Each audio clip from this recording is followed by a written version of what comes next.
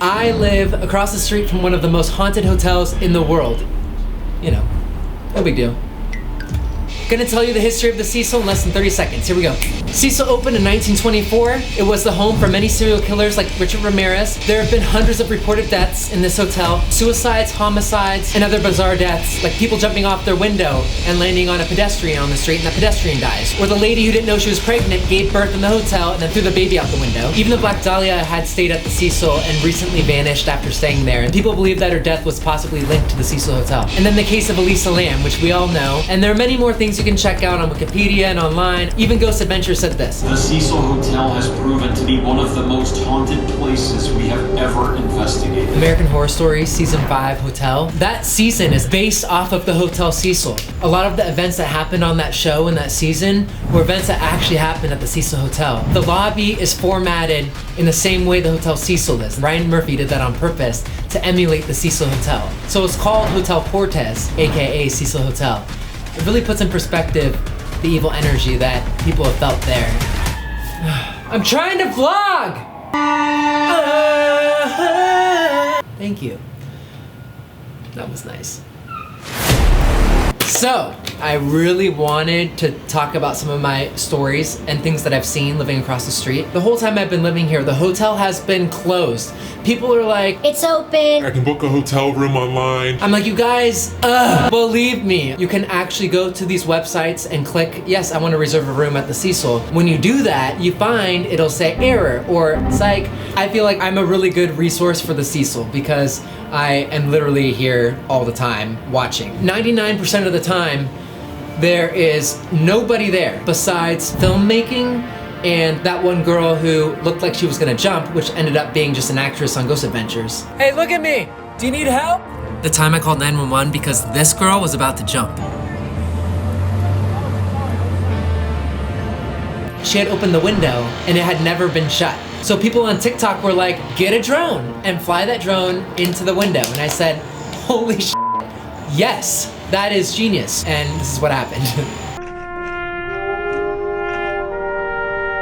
Every day and night that I look out my window, I'm reminded that my drone is shattered in a million pieces on the marquee. I'm like, oh wow, yeah, there's my $100 just looking at me saying, you. But I have experienced strange sightings, strange shadows. Some of the lights started just turning on. There was a fan that turned on, a couple lights that turned on, and the next day they would be turned off. There'd be all these doors open and windows open. The next day it would shut. The curtains in different rooms are slightly different from day to day. And there is nobody going in or out of the hotel. I posted this video on TikTok. Here's a clip of it. I saw in the hotel there was an old man smoking a cigarette staring at me. And I remember thinking, maybe he's not. How can he even see me? It's pitch black. So I decided to run to the other side of my apartment to see if his head were to follow me, and it did. So he was looking at me, and I freaked out, jumped behind the couch to hide, and in that moment I realized that the Hotel Cecil hasn't even been open for years. It's like practically boarded up right now. I went to peek one more time and he was gone.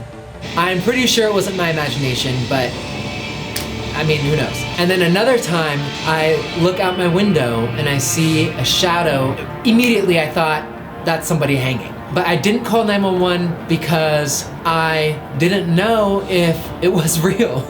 The hotel has been locked up for years, so if I'm calling the cops, they're gonna be like, there's nobody who lives here and you're on drugs. And then I came back to the window at one point later in the day and the shadow wasn't there anymore.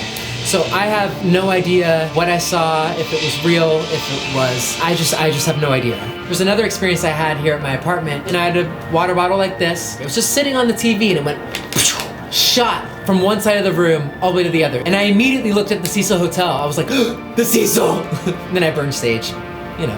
I'm always really scared to even talk about the Cecil Hotel because I feel like the ghosts are listening. And at one time, the fire alarm was going off. Like I said, no one's in there, so why is the fire alarm going off?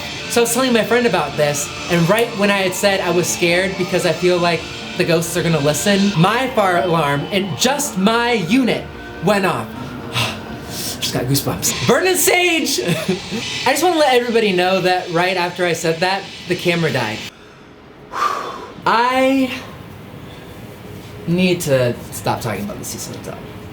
This is how I feel about the Netflix docuseries, The Vanishing at the Cecil Hotel. It was a lot of really good information, and I believe that Elisa Lam could have had some sort of manic episode. It's all the other things that don't ring true to me. It was the way...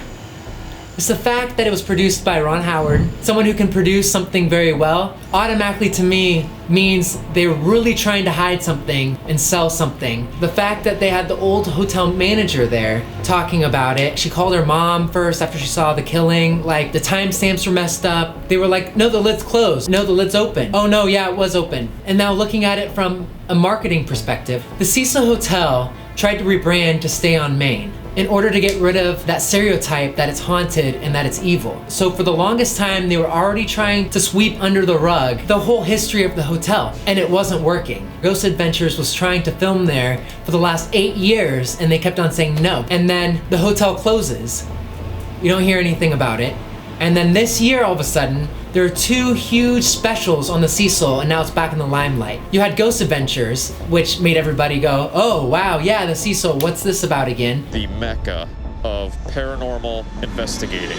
So I thought they were playing into it finally, but then the Netflix docuseries came out, which basically says, oh, this is more of a story about a tragic girl who just had a manic episode. And I'm like, well, if that's your perspective, then why are all of your promos about it being evil and about being ghosts? Hello, you've reached the front desk of downtown Los Angeles' deadliest hotel with a suspiciously dark past. Is there a room here that maybe somebody hasn't died in? Not very likely. After all, they call it Hotel Death. But then you watch the actual series that it's promoting, and it doesn't even talk about the paranormal. So to me, that's saying we're playing into this, but now we're gonna discredit everything so that you can give this hotel another chance, so we can have a clean slate, so that we can move on, and this can be now a regular hotel. But from my perspective, I'm like, they're just trying to reopen and get as much business as possible in the right way. And this was all just a publicity stunt, which leads me to believe that they're gonna try and open the hotel some point later this year. I mean, what do I know? Okay, let's go to the hotel. There's the infamous Seesaw Hotel, from my perspective.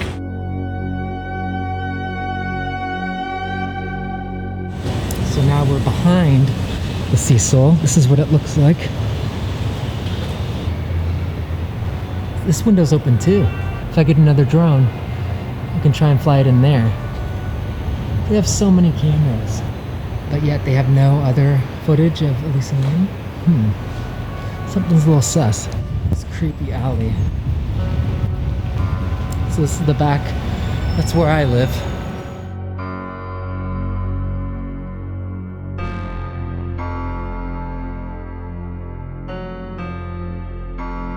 Yeah, it's not letting me in, but there's this sign. It says, so somebody's in there because they're expecting a delivery. Would you ever stay here? Yeah. Really? Yeah. Oh my God. Not me. You guys are brave. Would you ever stay here? I sure would. What? I would. You guys are all nuts. I want to stay where the Night Stalker stayed in. What? Yeah, I want to go on that one. No, I would never come here at night. Do you think it's haunted? Do you think I do think it's haunted. Haunted? No. Yes, absolutely. So much darkness and pain has happened here. I think it just carries like an evil energy. All the cases that are here, if you really go deep into them, they're prostitution, drugs, and alcohol. Do you guys think what happened to Elisa Lam was a manic episode, or do you think it was more evil energy? I think it was more evil. She put herself in a predicament that brought the spirits on to do what they did to her. Yeah. I totally think that it was a bipolar thing, and I think it was mainly her like personal issues and anything else. Do you think those spirits will be gone? No, they don't leave. So creepy. Oh, I just got goosebumps.